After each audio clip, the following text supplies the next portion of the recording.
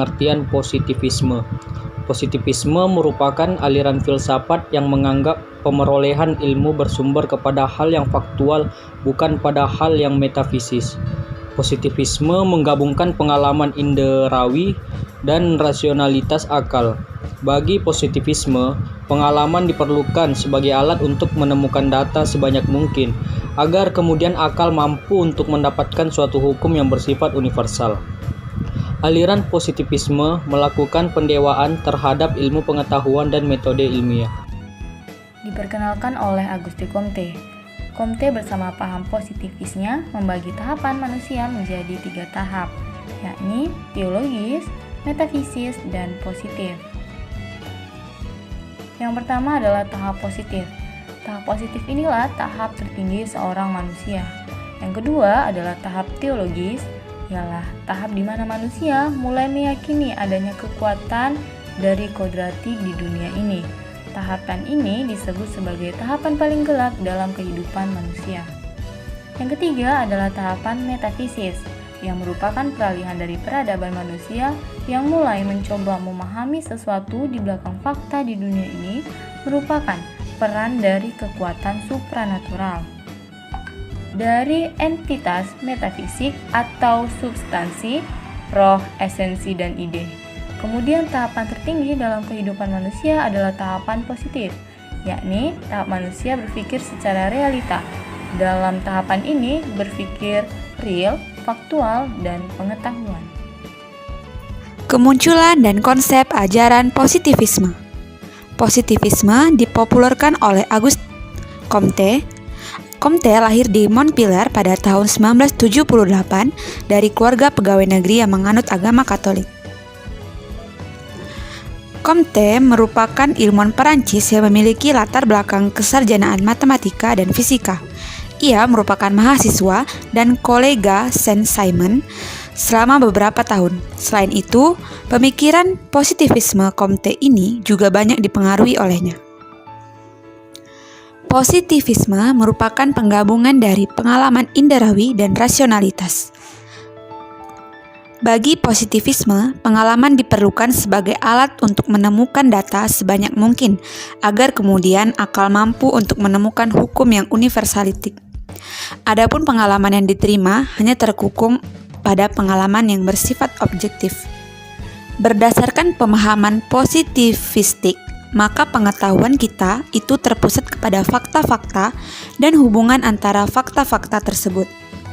Sebab kebenaran empiris menjadi pijakan bagi aliran positivisme, maka Comte memandang bahwa agama tidaklah memiliki arti dan faedah. Hal ini karena agama atau Tuhan menurut Comte merupakan hal yang tidak bisa dilihat, diukur, dianalisis, dan dibuktikan. Sebab kebenaran empiris menjadi pijakan bagi aliran positivisme, maka Comte memandang bahwa agama tidaklah memiliki arti dan faedah. Hal ini karena adanya Tuhan menurut Comte merupakan hal yang tidak bisa dilihat, diukur, dianalisis, dan dibuktikan. Oleh sebab itu, ia membagi perkembangan manusia menjadi 3. Yang pertama, teologikal, yaitu manusia percaya bahwa di balik gejala alam ada kekuasaan adikodrati yang mengatur fungsi dan gerak gejala tersebut. Yang kedua, metafisikal, yaitu tahap peralihan yang mulai melihat realitas alam sebagai sebuah keterpaduan yang diatur oleh kekuatan abstrak. Yang ketiga, positivis, yaitu suatu tahapan tertinggi dari berkehidupan manusia, di mana manusia mengobservasi dengan indranya, kemudian melakukan rasionalisasi dengan akalnya untuk memutuskan relasi persamaan dan urutan yang terdapat antara fakta. Perkembangan aliran filsafat positisme.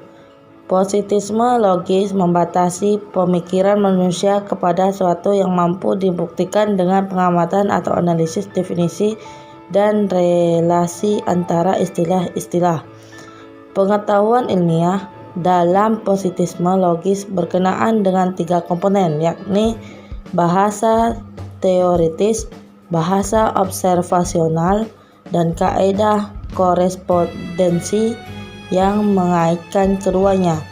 Bahasa observasional menyatakan informasi faktual, sementara bahasa teoritis tidak memiliki arti faktual hingga menyatakan ini dialih bahasakan ke dalam bahasa observasi dengan mengikuti kaidah korespondensi. Proses ini nantinya menentukan isi konsep dan pernyataan ilmiah yang diverifikasi secara empiris. Dengan demikian, pengetahuan ilmiah dapat diorganisasikan kembali di dalam satu sistem, yang kemudian sistem ini disebut dengan kesatuan ilmu. Jadi, secara prinsip, positivisme logis sama dengan positivisme yang digalakkan oleh Comte, yakni sama-sama menitik beratkan kepada hal positif. Oleh karena itu, positivisme juga mutlak menolak kebenaran metafis. Positivisme juga menganggap bahwa metodologi ilmiah yang dapat diverifikasi adalah sumber pengetahuan satu-satunya yang mampu memberikan keabsahan sebuah pengetahuan. Namun yang berbeda, dalam positivisme logis meyakini bahwa ada hubungan antara analisis keabsahan dengan Kalangan positivisme logis biasanya dikenal dengan lingkaran Wiener Austria. Kalangan Wiener mengungkapkan bahwa teori-teori baru dalam ilmu pengetahuan alam ditetapkan melalui verifikasi. Kelompok ini terdiri dari mereka yang menyibukkan diri dengan ilmu-ilmu alam dan matematika, tetapi juga tertarik mendalami filsafat. Di antara tokohnya ialah Neurath, Schlick, Frank, dan lain-lain. Sebagai bentuk positivistik, aliran positivisme logis memiliki konsep epistemologis yang sama. Aliran ini hadir dengan tujuan untuk membersihkan filsafat dari semua sebab keruwetan. Contohnya adalah ketika ada seorang menyatakan bahwa bola di dalam kardus itu berbentuk bulat, kemudian orang lain mengatakan bahwa bola di dalam kardus itu berbentuk segitiga, maka kebenaran yang dari ungkapan tersebut dapat diverifikasi benar atau salahnya dengan melakukan verifikasi dengan melihat langsung bentuk bola tersebut. Karakteristik ilmu pengetahuan dalam perspektif positivisme. Karakteristik ilmu pengetahuan dalam perspektif positivisme yang sejak awal abad ke-20 hingga saat ini telah mendominasi wacana ilmu pengetahuan dan telah menetapkan kriteria tersebut.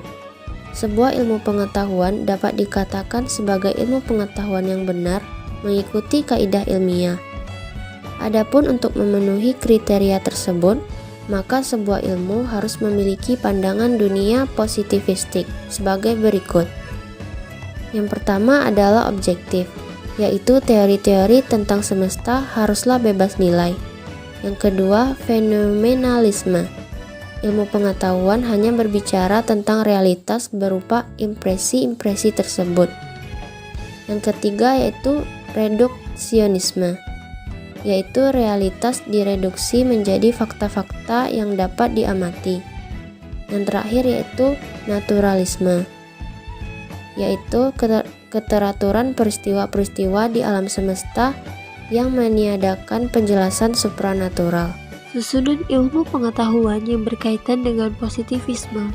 Menurut pandangan positivistik Comte, ilmu pengetahuan pokok terdiri atas ilmu pasti, astronomi, fisika, kimia, biologi, dan puncaknya ialah sosiologi, di mana pemahaman ini menekankan pada konsep kesatuan ilmu yang menegaskan determinasi ilmu alam terhadap ilmu sosial. Setiap ilmu saling terkait, yakni keilmuan yang datang sebelumnya selalu menjadi pedoman bagi ilmu yang lahir selanjutnya. Selain hubungan-hubungan matematis, astronomi membicarakan tentang gerak. Dalam fisika ditambah lagi dengan pembahasan materi tersebut atau kimia. Perkembangan selanjutnya menjelma dalam biologi yang membicarakan tentang kehidupan. Akhirnya sampailah kepada sosiologi yang konsen terhadap gejala masyarakat pada makhluk hidup yang dikaji dalam biologi. Praktiknya metode positivisme yang dipakai kemudian diterapkan kepada seluruh ilmu pengetahuan kecuali agama. Hal ini dapat kita amati melalui penggunaan metode ilmiah pada keilmuan manusia, metode ilmu sosial. Penelitian dilakukan dengan mengkuantifikasi data dan mencapai perumusan dedukatif nomologis. Ilmu-ilmu sosial selalu bertujuan meramal dan mengendalikan proses-proses sosial. Kenapa? Karena ilmu sosial itu bersifat dinamis dan bisa bergerak seiring dengan perkembangan zaman, sehingga dia dapat mengendalikan proses-proses sosial yang terjadi pada kehidupan masyarakat sehari-hari, berbeda dengan ilmu ataupun keilmuan hal-hal lainnya. Pendidikan dalam hegemoni positivisme di Indonesia. Positivisme banyak mendasari perkembangan disiplin ilmu, terutama ilmu-ilmu kealaman. Dengan demikian, pengembangan kurikulum berbasis ilmu lebih banyak didasari oleh pemikiran-pemikiran positivisme. Filsafat analistik dan atomisme logis banyak mendasari perkembangan teknologi pendidikan atau sebagai salah satu bidang dan sekaligus aliran pendidikan yang akhir-akhir ini berkembang sangat pesat. Misalnya kurikulum berbasis kompetensi. Kurikulum ini merupakan model kurikulum dalam konsep teknologi pendidikan secara jelas banyak mengacu pada pemikiran-pemikiran positivistik ini. Misalnya, pada ranah evaluasi, kurikulum ini sangat bertolak pada aspek angka-angka, sehingga menilai kemampuan siswa dengan angka-angka. Dewasa ini, kurikulum pendidikan di Indonesia bergeser paradigmanya. Kurikulum baru disusun dengan menggabungkan asas positivisme dan dibalutkan dengan etika pada aspek evaluasinya. Tentu saja pengaruh positivisme masih mengukung pendidikan kita. Perkembangan ilmu-ilmu di Indonesia banyak dipengaruhi oleh perkembangan ilmu-ilmu barat. Bagaimanapun, apa yang kita kenal sebagai ilmu pengetahuan modern, entah tentang alam atau tentang masyarakat itu berasal dari barat. Pengaruh positivisme memberikan masukan metodologi yang bersifat kuantitatif untuk ilmu alam maupun ilmu-ilmu sosial dan ilmu-ilmu humaniora lain.